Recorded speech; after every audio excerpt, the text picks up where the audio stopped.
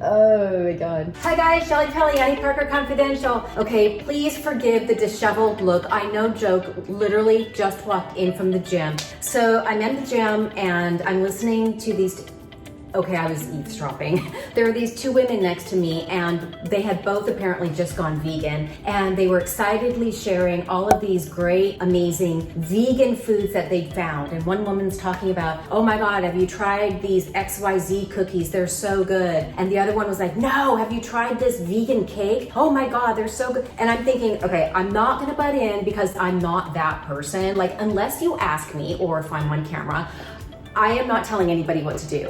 I feel it's, your business, your life, unless you ask me. But I'm secretly thinking, oh man, I know that they're well-intentioned and they're wanting to do something good for their bodies, but they're going about it the wrong way. So I wanted to jump on and talk about the junk food vegan. One of the things that I really appreciate and respect about this entire Annie Parker community is that a lot of you are really smart and savvy with health and wellness, and we're all at different stages of our learning process, but 100% of you fall under, I think, the same umbrella as I do, which is I want to constantly learn and do better because I want to be the best person that I can possibly be during the time that I have left on this earth, and I know you do too. A junk food vegan is somebody that regularly eats a ton of processed, prepackaged foods that, while technically are vegan because they don't have meat, dairy, of course seafood, they're still highly processed, disgusting ingredients that you either can't pronounce, or at least can't pronounce without sounding it out really slowly, or you wouldn't recognize. Things like vegan cheese. And then of course there are the accidental vegan things like Oreo cookies and Doritos and Pringles that didn't set out to be vegan, but just by nature of the fact that they don't contain meat, dairy, seafood would fall under vegan. So for those reasons, we have to discern plant-based vegan versus a junk food vegan. And when I say plant-based vegan, that really just means that you eschew meat, dairy, seafood, but you also eschew highly processed foods and a lot of added sugar. I mean, really, it's just a healthier way of eating. If you have a favorite healthy vegan snack or meal, would you do me a favor and please share it with us down in the comment section? We all learn from each other, and a lot of you have really great ideas. You're not just sharing it with me, you're sharing it with the whole community, and I really appreciate that. Of course, when anything becomes a big deal, what happens? All of the manufacturers and brands jump on board, and they've got to come out with their whole slew of products to jump on the bandwagon. When you go into the grocery store, undoubtedly what you will see are a myriad of pre-packaged products that have the marketing spin on it. On the front of the package, you'll see gluten-free and it's plant-based and it's vegan. The vast majority of Americans will think,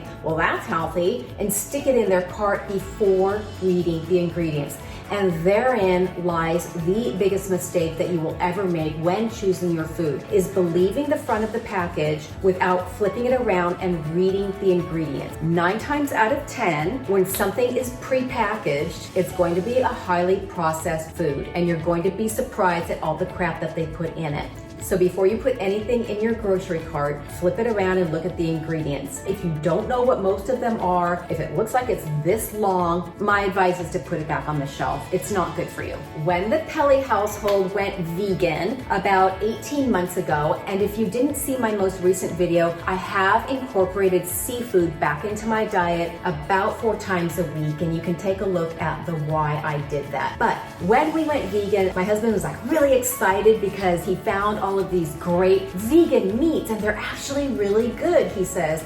And I thought, oh man. And when I flipped it over and read the ingredients, I'm like, okay, well, this is kind of just a bunch of crap. Now, we make it a point to eat as close to the source as possible. That means ingredients that we know and ingredients that you would probably find in most vegan households. I'm gonna show you what's in my refrigerator and my freezer. And I swear I did not clean this out before I showed you this. I'm gonna show you the good, the bad, and the ugly. So let me kind of show you what we usually stock up on in the fridge. All right, come here. I always make my green smoothie. It makes a couple days worth, so I always keep this on hand in the fridge. I make it in the Vitamix with filtered water, a ton of spinach, romaine lettuce, kale, cilantro, an apple, a pear, and a banana, and 2 lemon ice cubes. I always keep that on hand. I always keep a ton of water. I have a hard time drinking water, so I have to make it bubble water because it feels more special for whatever reason. I would rather not have this in the fridge, but Oliver likes it, so you know, you can only control them to a certain extent. It's 0 sugar, but still, it's chemically, I know.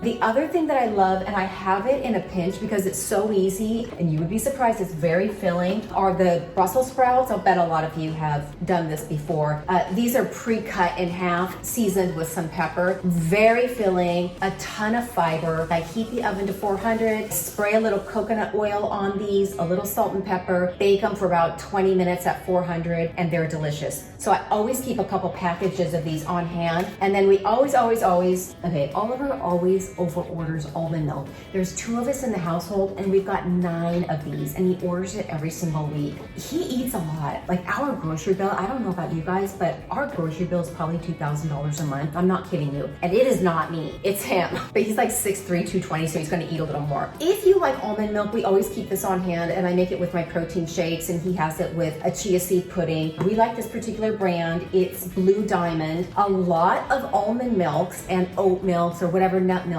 will have a lot of added sugar in it. You don't want that. Put it back. You want the unsweetened almond milk. Side note, if you go into Starbucks or Pete's or whatever and you like to order a latte, the almond milk and the nut milks that they use have a lot of added sugar in them. And when I asked them why, she said because that's what makes the foam. And I thought, oh my God, that's why when I make our lattes at home, we have this Miele machine. Mine don't look as foamy and delicious as theirs. Theirs always looks better. It's because of the added sugar, so FYI. So I always keep that on hand, and then down here, you know that I get Thistle, plant-based vegan meal delivery to the house. They come every Monday and Wednesday, and Oliver and I both get this. These are ingredients that you would absolutely find in most any vegan's household. And I always have this kind of a salad for lunch. This is just, let's see, garlic rice, tomatoes, toasted pepitas, black beans, corn, looks like cabbage too, cabbage, tossed with a cilantro lime vinaigrette. That's it. So again, eating as close to the source as possible. That is good vegan versus junk food vegan. Oliver ate half of this, and so listen, I didn't prepare the refrigerator, so this is what we have. Oliver loves this chia seed pudding. I taught him how to make it, so I didn't always have to do it. This is another really good, healthy vegan snack to have. It's just chia seeds, almond milk. We put a couple dashes of, let me show you. Yeah, this organic liquid monk fruit. It's a natural sweetener. It does not count as an added sugar because it doesn't spike your blood sugar. So we always make this for a little snack. If I want something a little heartier, I'll throw in some rolled oats. Okay, so here's the ugly. This is in my freezer. Like I said, when we first started, come here, let me show you.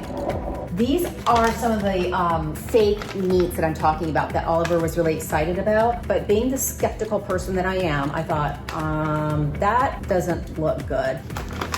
These are plant-based meatballs. And of course they market it as healthy. 14 grams of protein, meatless meatballs, deliciously meat-free, non-GMO. Just like with anything, you turn it around and the ingredients, I don't know what the hell these are. Okay, I know what water is, obviously. Water, textured vegetable protein, canola oil, no bueno, and another inch worth of things that look like they were created in a lab. I don't know what they are. Not the best option. And then, apparently he liked vegan buffalo wings. Oh my God. And it's marketed again, 100% plant protein. So you're thinking, ooh, well, this is very healthy. And they're vegan, and they've got 13 grams of protein. I mean, come on, you guys. If you turn it around and it just looks like a bunch of crap. I mean, look, if you just want a treat and you're dying for it, not my business. Personally, I think I'm gonna throw these away after we're finished chatting here because they're just taking up space. Okay, more too. Yeah, I know. All right. We always keep a ton of frozen fruit because we like to make our smoothies. I always keep a big thing of chopped nuts because those are really nice to throw over oatmeal or over our chia seed mixture. Healthy vegan versus junk food vegan. Then Oliver loves these cookies, and I taught him to make these so that I have to make them all the time. It's just literally mashed bananas, oats, salt, vanilla. Oh, and he likes to add almonds. So that's what we have. So in terms of like processed, I guess you would consider this processed. Let me show you this. Come here.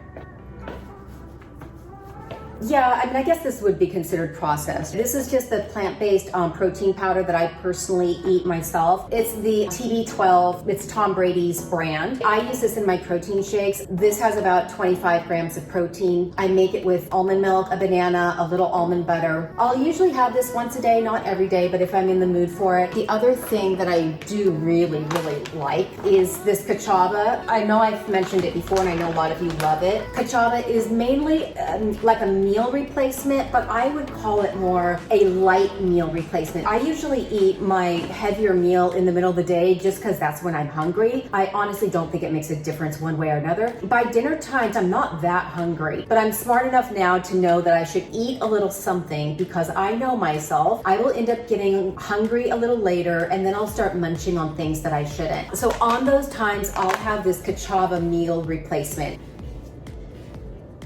And what I like about it is that it's not made with a bunch of crap, and it's made with a lot of superfoods. The vanilla is delicious. The chocolate is delicious. They just came out with a chai that I also thought was good. I would try the chocolate or the vanilla, whichever one appeals to you the most. Sometimes protein powders, any flavor other than vanilla tastes really weird. That's not the case with cachava. If you're a chocolate person, I would recommend the chocolate. If you like vanilla, I would recommend the vanilla. I make it the same way I would make my smoothie with half a banana, almond milk, some ice, and a little bit of almond butter. It's really delicious. I have to tell you, it's like drinking a shake. I'll put the links for these below, you guys, in case you want to check them out. Every once in a while, if I'm really hungry in the morning, I'll do the cachava. And what I do is I add 2 shots of my espresso so I can kind of get a nice punch. If you make it with the chocolate and then you put 2 espresso shots, it's sort of like an espresso milkshake. That's really good too. So those are a couple really delicious options that I wanted to share with you. And you guys, in terms of meat, and instead of the plant-based stuff that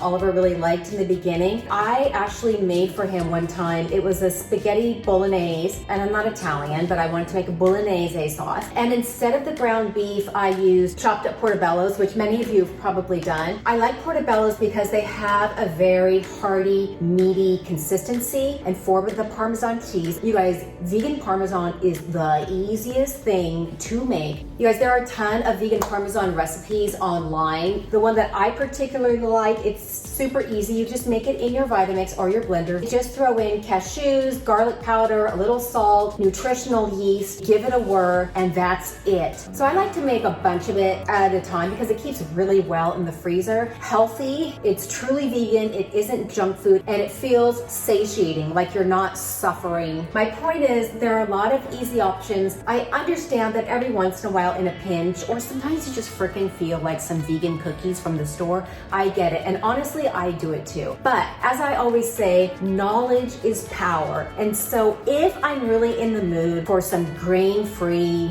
vegan cookies, I have them. But I guess for me, my point is, I know that I'm not fooling myself. I'm not grabbing them thinking, hey, this is a healthy option. I understand that it's vegan junk food. I understand that it's not healthy for me, but I'm really in the mood and I'm just going to have them. That's it for now. Have an amazing day, and I'll see you later. Bye.